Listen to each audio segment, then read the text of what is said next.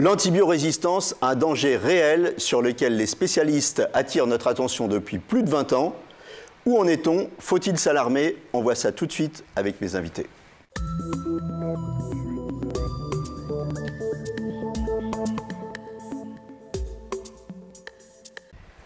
Avec moi sur le plateau, le professeur François Bricaire. Vous êtes professeur de pathologie infectieuse à la Pitié-Salpêtrière et le professeur Didier Mazel. Vous dirigez une équipe de recherche à l'Institut Pasteur. Alors pour commencer, on va planter le décor. Virus, bactéries, c'est pas la même chose. Les antibiotiques, c'est pour lutter contre certaines bactéries. Et l'antibiorésistance, c'est la capacité des bactéries à résister aux antibiotiques. J'ai tout bon, prof ? Tout à fait, c'est exactement ça. Il faut bien distinguer ce qui est viral et ce qui est bactérien. Voilà, et donc ça c'est encore confus parfois dans le public. On a une petite maladie, un truc, on dit tiens on va prendre un antibiotique, alors que parfois c'est pas utile. C'est très souvent, mais il faut bien reconnaître que c'est pas toujours facile pour les médecins, y compris, de distinguer les deux choses. Voilà. Alors Didier Mazel, vous en fait, alors vous travaillez sur l'antibiorésistance des bactéries et vous m'avez expliqué que en fait les bactéries elles sont programmées pour résister. Alors programmées c'est peut-être un peu abusif, disons qu'elles sont préparées, elles ont des mécanismes génétiques qui sont assez uniques, même tout à fait uniques aux bactéries, qui leur permettent donc de faire face à des conditions où elles doivent s'adapter très rapidement et de pouvoir avoir des réponses génétiques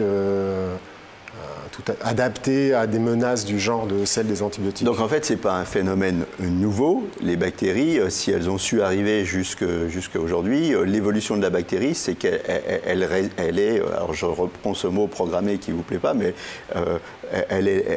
c'est inscrit dans voilà. Ces gènes qu'elle doit résister.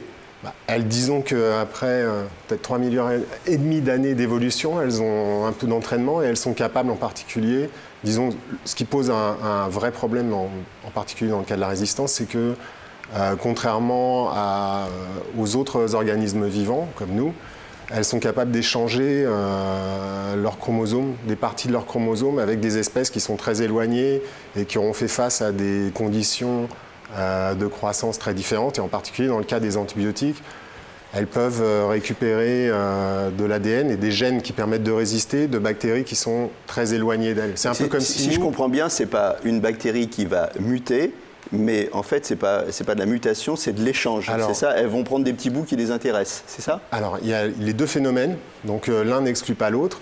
Mais disons que les grands changements, les grandes transitions vers la résistance chez une bactérie sont dans 80% des cas liés à l'acquisition d'un gène qui vient d'ailleurs. C'est un peu comme si nous, on pouvait récupérer un morceau d'ADN d'un arbre ou d'une levure et l'intégrer dans notre génome. Ce que nous, on ne fait pas. Mais que les bactéries font de façon courante. Voilà, donc si nous, on pouvait piquer un gène qui nous est bien utile ailleurs, on se comporterait comme des bactéries. Voilà. Alors le phénomène de l'antibiorésistance, en fait, c'est l'abus d'antibiotiques qui stimule la résistance des bactéries, et puis l'abus d'antibiotiques à spectre large, ça stimule la résistance d'un grand nombre de bactéries, c'est ça ou pas? Voilà. Alors, l'abus d'antibiotiques, c'est un problème, mais ça, on a encore des moyens d'intervention. Après, le problème, effectivement, un des problèmes, c'est que depuis très longtemps, donc depuis 70 ans, 80 ans, on utilise des antibiotiques qu'on appelle à large spectre d'hôtes. Donc, dans la plupart des cas, ils vont pouvoir être actifs sur très grand nombre d'espèces bactériennes. Donc, ce qui a un avantage. Pour qu'on comprenne bien, c'est un peu comme une pétoire, hein, on va tirer. Exactement. Et puis on arrose tout ce qui est autour. Et un spectre étroit, on va viser un virus en particulier. Et donc, ça a des effets collatéraux, en particulier, donc l'utilisation des antibiotiques à large spectre. Et en particulier, peut-être que vous en direz un mot, quand on va traiter quelqu'un avec un antibiotique de ce genre-là, on va en fait laver toute la flore bactérienne, même celle qui est bénéfique, et ça va causer des altérations du microbiote, ce qu'on appelle la dysbiose. Et en plus, ça libère de la place pour les bactéries qui sont résistantes et qui vont pouvoir donc se développer et potentiellement échanger leurs gènes à ce moment-là et permettre le développement. Alors finalement, est-ce que tout ça c'est gênant? C'est quoi les risques pour les malades?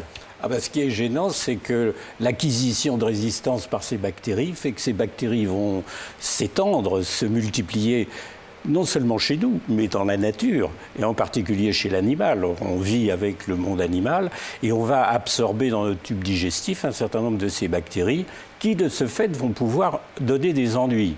Alors, dans bien des circonstances, heureusement, ces bactéries ne disent pas grand-chose, ne font pas grand-chose, et par conséquent, l'homme n'en souffre pas.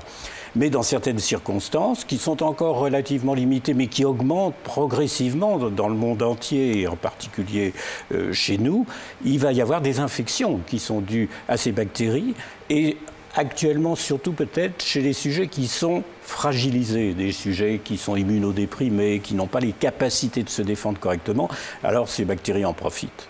C'est un phénomène en augmentation, vous le disiez. Oui, c'est un phénomène en augmentation parce que, justement, cette utilisation massive des antibiotiques dans le monde, partout dans le monde, font que ces bactéries augmentent, elles augmentent leur capacité de résistance, comme ça vient d'être évoqué, et elles se développent, et elles se multiplient, et elles s'étendent géographiquement. Ce qui veut dire que, avec la mondialisation, avec les déplacements, eh bien, cette circulation des bactéries dans le monde nous concerne de plus en plus. Donc c'est un phénomène mondial. Ça veut dire aussi que s'il y a des pays qui sont peu disciplinés et qui utilisent d'une manière très abusive les antibiotiques, ça nuit à tout le monde et ça renforce l'antibiorésistance, c'est ça? Absolument, oui. Et à ce propos, alors il est usuel de dire, et on a raison qu'en Europe et en France en particulier, on utilise trop les antibiotiques, on utilise souvent mal les antibiotiques, mais nous ne sommes pas les pires.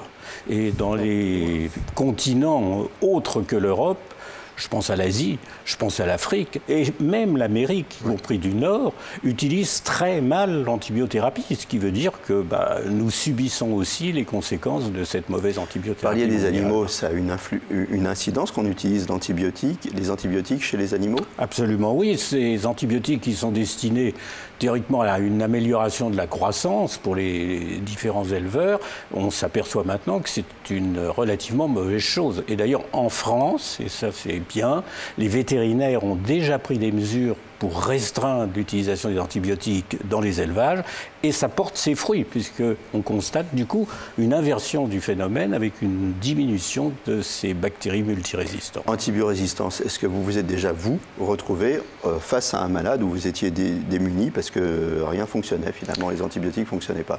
Alors, face à des infections à bactéries résistantes, multirésistantes, oui. Démunis complètement, fort heureusement, encore non. Car notre arsenal thérapeutique est quand même suffisamment vaste encore pour pouvoir trouver des conjugaisons, des associations d'antibiotiques qui permettent de sortir de la difficulté. Mais ça ne veut pas dire que... Ça pourrait arriver. Ça pourrait théoriquement arriver. Ça pourrait arriver ou ça arrivera? Ça pourrait arriver. Ça pourrait arriver parce que, heureusement, les chercheurs sont là aussi pour essayer de trouver d'autres solutions. Eh bien justement, on va leur demander aux chercheurs. Alors qu'est-ce qu'on fait pour lutter contre l'antibiorésistance? Plusieurs stratégies, non? Alors, d'une part, il y a quand même des approches classiques, donc de rechercher des molécules chimiques.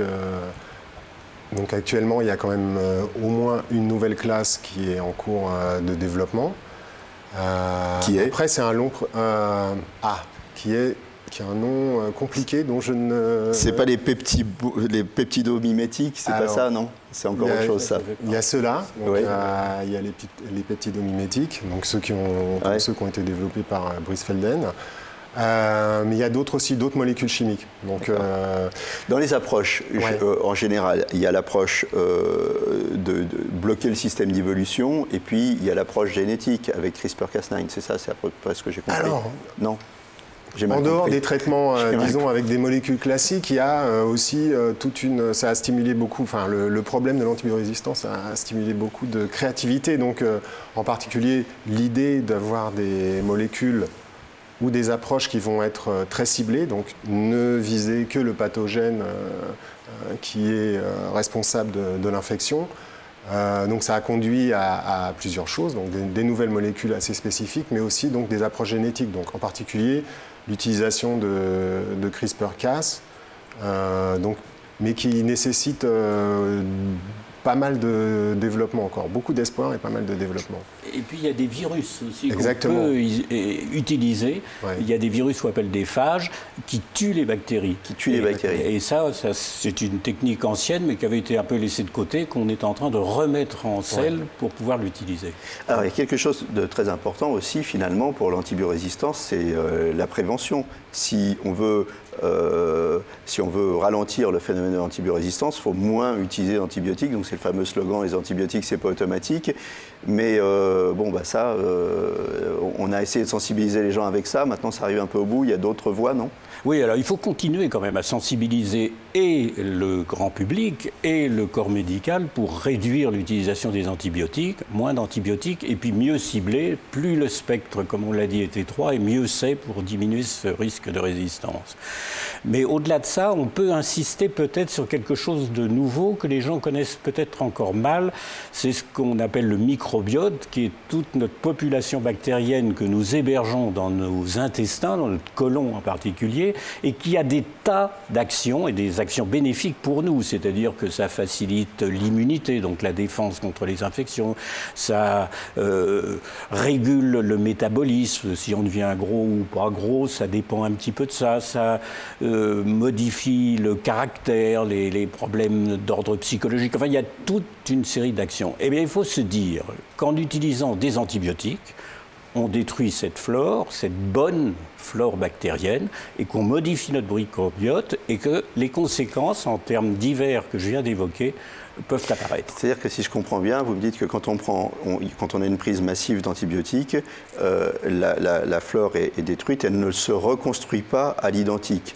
C'est ce qu'on appelle la dysbiose, c'est ça, hein? C'est ça. Elle peut se reconstituer, heureusement, mais elle n'est pas identique, et donc il y a des conséquences sévères potentiellement de ces antibiothérapies. Alors, quand on a besoin des antibiotiques, il n'y a pas de problème, mais quand on n'en a pas besoin, c'est quand même dommage. En conclusion, donc on peut dire pas d'automédication, pas d'utilisation inappropriée, pas d'utilisation excessive, privilégier les antibiotiques à spectre court. Alors moi, en 30 secondes, on n'arrive même pas, en 10 secondes, on arrive à la fin de l'émission. Est-ce qu'on peut le remporter, ce combat contre l'antibiorésistance ? Si on se bat bien, oui.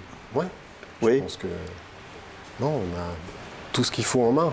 On a tout ce qu'il faut en main. Donc il suffit de travailler, puis chacun d'entre nous, donc d'être raisonnable et de ne pas utiliser les antibiotiques quand ça n'est pas nécessaire, de ne plus faire cette confusion virus, bactéries, et d'utiliser des spectres.